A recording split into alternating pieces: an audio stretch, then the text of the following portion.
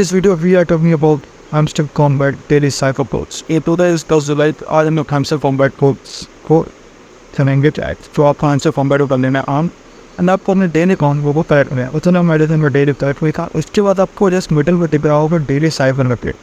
तो आपको daily cipher में कर देना टैप एंड आपको स्ट्रिंग से लेफ्ट या राइट साइड कहीं पे भी आपको आपका कोड भी रन उससे वो देखते होना। जैसे एवन आपको टाइप होना dot slash dot and dot.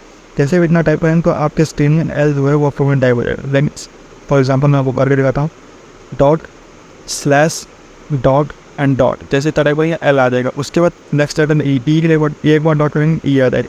And for example D के लिए जैसे वो स्लैश डॉट एंड डॉट। जैसे टाइप करेंगे डी एंड जी के लिए आप करना है स्लैश स्लैश एंड डॉट। ऐसे आपको जी आ जाएगा। एंड अगेन आपको ई के लिए डॉट टैप करना है एक बार ही। जैसे स्क्रीन पर डॉट टैप करेंगे आपके लिए टी आ जाएगा। एंड लास्ट आता है आपका आर के लिए dot slash and dot type करेंगे तो इससे आपका पोस्ट ट्रेड हो जाएगा। Thanks for watching this video. ऐसे चैनल को देखते रहें द स्पाई फॉर वो चैनल।